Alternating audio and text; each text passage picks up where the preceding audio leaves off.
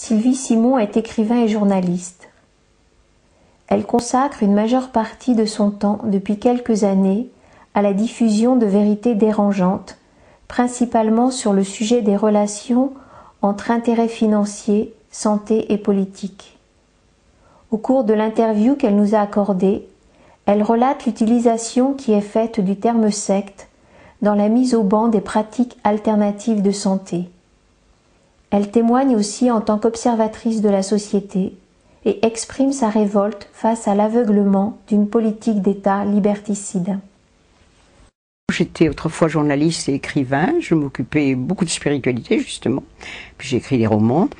Et j'ai des amis qui sont des scientifiques ou des médecins qui ont été terriblement gênés parce qu'ils avaient des pratiques qui n'étaient pas celles habituelles, parce qu'ils ont osé soigner le cancer ou soigner d'autres maladies différemment, ou qu'ils ont osé dire que les OGM c'était dangereux ou que le nucléaire était dangereux. Ils ont été immédiatement mis au banc de la société, renvoyés de leur association, de leur groupement, du CNRS, de Pasteur d'ailleurs. Donc tous ces gens-là m'ont dit un jour tu devrais écrire là-dessus. Donc ça a commencé comme ça, et puis quand vous mettez le nez là-dedans, c'est la boîte de Pandore. Chaque fois on a envie d'écrire un nouveau livre sur de nouveaux scandales, sur la façon dont on nous empêche de nous exprimer, de parler, dont toutes les découvertes actuelles sont cachées. Et c'est pour ça que j'ai commencé ce combat et que je continue et que c'est très difficile de s'arrêter. C'est-à-dire que moi je m'occupe pas de la lutte qu'on appelle anti-secte ou pas anti-secte, c'est pas du tout mon problème. Mais il est évident que quand je vois écrit dans un journal qu'il y a eu telle et telle secte, toujours entre guillemets, qui était dirigée par un homéopathe et qu'il était évident, et qu'on met l'accent sur cet homéopathe ou sur un acupuncteur ou sur quelqu'un qui pratiquait des médecines douces, il est évident que là c'est mon combat. Je ne sais pas si vous connaissez les fleurs de Bach, qui sont des fleurs qui ont été, enfin ce sont des essences de fleurs qui ont été inventées par un médecin anglais, biologiste de surcroît, qui n'est pas du tout un gourou de secte ou quoi que ce soit de ce genre-là, et ce monsieur a inventé les fleurs de Bach qui aident les gens à être dans une bonne atmosphère, etc., etc. Et l'ordre des médecins voulait absolument interdire ces fleurs de Bach en disant qu'elles n'avaient pas de AMM. Vous savez, l'AMM c'est l'autorisation de mise sur le marché, et que ça pouvait être dangereux parce que c'était récupéré, ces fleurs étaient utilisées par des sectes. L'homéopathie aussi je crois que c'est le docteur Abgral qui disait toujours que c'est un gris-gris moyenâgeux utilisé par des sectes. Je connais comme ça une famille qui a été accusée de faire partie d'une secte parce qu'elle ne voulait pas donner de l'hormone de croissance à sa petite fille. On a pris la petite fille à la famille et on lui a administré de force l'hormone de croissance. On vous dit si vous êtes contre les vaccinations, c'est que vous faites partie de secte. Sous prétexte qu'il y a certaines communautés qui refusent effectivement la vaccination ou la transfusion sanguine et autres. Mais c'est un peu comme si vous dites ces communautés mangent du chou-fleur ou regardent un match de foot, et ça deviendra quelque chose de stigmatisé parce que ce sera pratiqué par des gens qu'on dit sectaires. Il faudrait quand même arrêter ce genre de folie. On pourrait en citer des quantités dès qu'on est dans la médecine qui n'est pas la médecine classique et chimique, on essaie de diaboliser les gens. Donc pour les diaboliser, on dit qu'ils font partie de sectes. C'est facile. Comme ça, on les rejette en bloc. Et il n'y a plus de discours. À partir du moment où on fait peur aux gens, on est sûr de les régir beaucoup plus facilement. Alors, comme il n'y a pas de raison de leur faire peur autre que diaboliser certaines choses, on a diabolisé des sectes, et grâce à ça, on maintient les gens qui ont peur, et on leur dit, ben voilà, si vous vous réunissez à plusieurs, si vous êtes végétarien, si vous faites partie d'une secte, ce qui est complètement ridicule. Quand on sait que Einstein était végétarien, faisait-il partie d'une secte? Quand on sait qu'il y a des quantités de professeurs de médecine qui sont contre les vaccinations, ils ne font pas partie de secte, ça ne veut rien dire. Et c'est évident qu'à l'étranger, on n'a pas cette espèce de manie. Moi qui ai beaucoup voyagé à l'étranger, on se moque absolument de nous en nous disant mais en France vous avez vraiment une sectomanie qui est pathologique. Chacun a la spiritualité qu'il veut.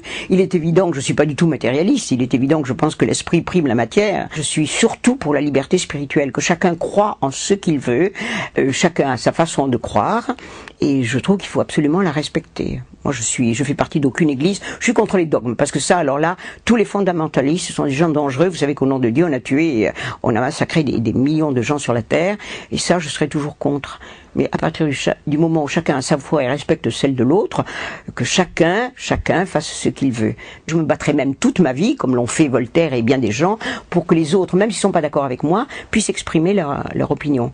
Et plus on va, moins on nous permet d'exprimer nos opinions. Il faut quand même arrêter tous ces excès dogmatiques qu'il y a dans toutes les religions et qu'on ne trouve pas dans une spiritualité beaucoup plus générale.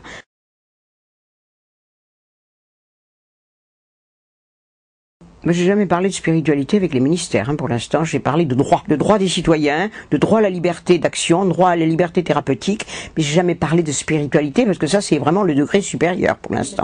L'être humain est un consommateur et tout ce qui les intéresse c'est qu'ils continuent à consommer le plus possible, c'est tout. Ils n'ont pas une vaste culture tous ces gens-là. Vous savez, on leur a appris à chacun un petit bout de vérité et ils l'appliquent sans regarder qu'il y a autre chose à côté. Donc je crois que parler de spiritualité avec les gouvernements, c'est pas la peine parce que on vous dit qu'en France, on est dans une république où il n'y a pas justement qui est totalement indépendante d'idéologie religieuse. Mais en vérité, en même temps, elle est indépendante et en même temps, elle fait la guerre à une certaine liberté de penser. Et ça va pas. C'est totalement incompatible l'un avec l'autre. Donc il faut que ce soit les individus qui se prennent en charge, qui se disent arrêtons la bêtise, arrêtons le bourrage de crâne, essayons de penser nous-mêmes. Et moi je dis toujours à tous les gens qui m'écoutent, éradiquez la peur.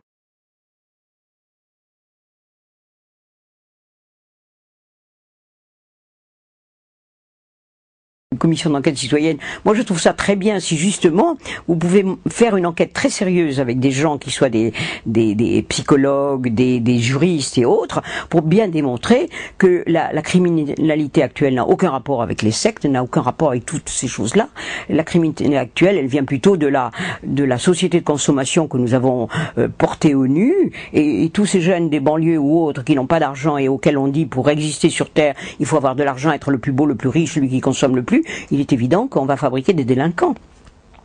Donc, si vous arrivez si cette commission peut se mettre en place, moi je suis tout à fait pour une enquête très sérieuse pour démontrer que tout ça n'est pas vrai, puisque pour l'instant, nous avons des enquêtes dans l'autre sens, uniquement les mouvements antisectaires qui donnent leur opinion.